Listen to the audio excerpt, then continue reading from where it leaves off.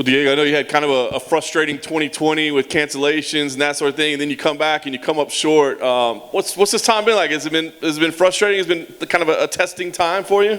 No, not at all, man. That's the time I grew the most, Grew the most in this time off. It was definitely tough coming back, but we made it back, and now I feel like I got a rhythm, I had no rhythm in that Bilal fight, and he has a lot to do with that, It was all his fault. He was supposed to give me a little break, and he did nothing. It just kept pressuring me. So, I wasn't able to find any rhythm that fight. But right after the fight, man, I was like, oh, my God, this is what I needed. I felt amazing right after. I was like, man, I want to get it back ASAP. Like, I felt like I got my rhythm back. And we're here now, man. I'm excited. Only 4 months after. So that's just perfect timing to rest up, right back to training camp. And it worked out amazing. I feel amazing. I was going to ask you, so that's no accident, 4 months. Did you press and say, like, dude, I got to get back in there? Oh, absolutely. I told him right away, get me back in there ASAP, and, we got it. Yep. So we talk about that, like some fighters say, oh, I don't believe in ring rust. Right? But do you think it's a real thing? Like,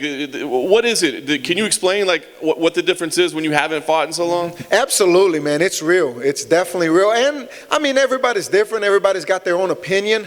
But I'm a real guy, man. I'm not going to sit here and say it's not true. Some guys try to hide their fear. It's like, no, I face my fears, So for me, it was real. And it's just about the timing, the rhythm, just being in there. It's like the timing, just to get that competition timing. You can train as much as you want, but until you're in there, it's that timing. It's real. It's like football, man. You play football, you have your scrimmages before. It's all that. Once it gets to the real game, you know who's going to play and you know who's got the timing. So I just didn't have any timing and rhythm. That's what it was. So all good. You're like the most positive guy I know. Like, do you have like one bad night after the loss, or like one bad day, or is it just right away like, oh well? No, man. I try to be like Jesus every day of my life, man. That's my goal. Live like Jesus every day of my life and get better each day. But I'm like this always, man. I have my days. There's tough days. Of course, there's time that I have a bad day here and there. But no, man, this is me. I'm like this everywhere. It's just if you can bring positivity into this world, and that's the thing. Be more like Jesus every day. It's hard, but if you do it, you focus on that, you just grow. You just grow.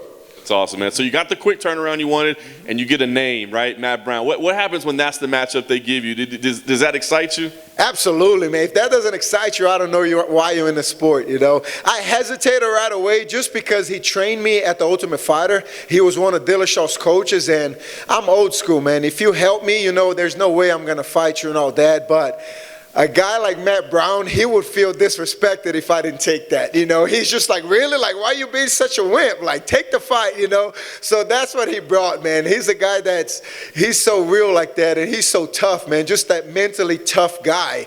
And I'm sure he would feel disrespected if I didn't take it. So I was like, yeah, I have to. And then it's just excitement, man, just to fight a guy like Matt Brown. He's going to bring it. I don't back down from a fight. So, and it's perfect for me, man. He's the guy that can back you up and really hurt you, and this is where I had trouble before in fights. So this is for me like it's a fight within myself. It's like, you gonna let that happen or what? So it's great. It's grown me in this camp, and it's gonna show in the cage. That's awesome. So getting ready for a guy like Matt Brown, do you have to have a different mentality at all? Everybody you face is a killer, right? But we've seen the brawls, the wars that he's been in.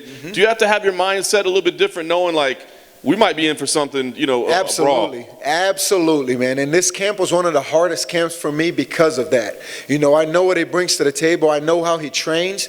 And, man, it's nothing easy. It's nothing easy. And then people are saying, oh, he's 40 now. He's older. He's those dads. But, man, if you go in a fight with Matt Brown thinking like that, he will slice you up like, with the elbows, knees. Like, the guy like that is always dangerous. So it doesn't matter how old he is. It doesn't matter. If he gets in that cage, if you're not ready to get hurt and you're on alert at all times, you're going to get hurt. So I have that mentality, man. I'm ready for anything, and it's going to be a banger. I know it. I know you're focused on your fight, but did you pull away and watch The Ultimate Fighter last night? Absolutely, man. That's my student, man. That kid's been with me for 8 years, man. It's just amazing to see, It's just something that I always knew, I wasn't surprised. And, now that after he had his son, man, something just clicked. And I was like, there you go. That's how you need to be. And when that guy's like that, I'm telling you, man, it's going to be trouble. I was going to say, I know he's your student, but do you take some inspiration, like seeing the performance he turned in? Absolutely, man. Absolutely. Just to see how he dominated and, just to see how focused he is, man. We're really close with that. And it's just amazing to see, man. Motivate him even more. Awesome. Last thing for me, I think on paper we're kind of looking at this as it's going to be a war, it's going to be a battle, it's going to be entertaining. What kind of fight do you think we see on Saturday? Absolutely. It's just going to be a war. I'm ready for everything. I'm always looking for a finish. So if I land something, I'm going to look for the finish. If I can get a takedown, go to the ground, I might feel my jiu-jitsu's better. And, but I'm ready for a banger, man. You know what I bring to the table, and it's not going to be any different in this one. Dhiego, you said be like Jesus every day. How'd you come to that perspective? I accepted him. It's just a choice. You accept Jesus or you don't. That's why if this whole world accept Jesus, it would be a perfect world. But it's not. You have your choice. We're human, we're flesh, and a lot of people don't. And, if you get an opportunity, do it. Accept it. But, and then it goes down to Christianity and all that. Oh, why does Christians do this, do on that? And, I accept it, man. I called myself a Christian before, but I used to go out drinking. I used to go doing drugs. I was bad. I used to do everything bad. But when I really accepted, I changed. And when you really accept Jesus, you change. If there's no change, it's not real. And, I accepted and I changed. Like, if you see me 4 years ago, you'd be like, who is this guy? But now I'm a changed person, and it's everywhere in my life, everywhere, everything I do.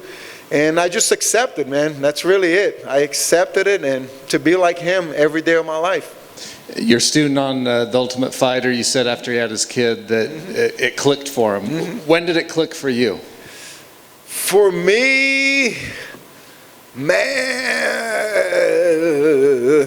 I'm still working on that, it's still clicking, it clicks sometimes, and, that last fight, there was still a blank, and you just never know, man. I guess I just feel like I'm still growing, I'm hitting my prime, like I feel like I'm in my prime, but I still, man, I haven't showed anything yet, really, man. I haven't showed anything yet, and I'm excited, I've just got to keep on growing, keep on going, It clicked, of course, mentally, physically. I feel like it's been clicked for a while, maturity.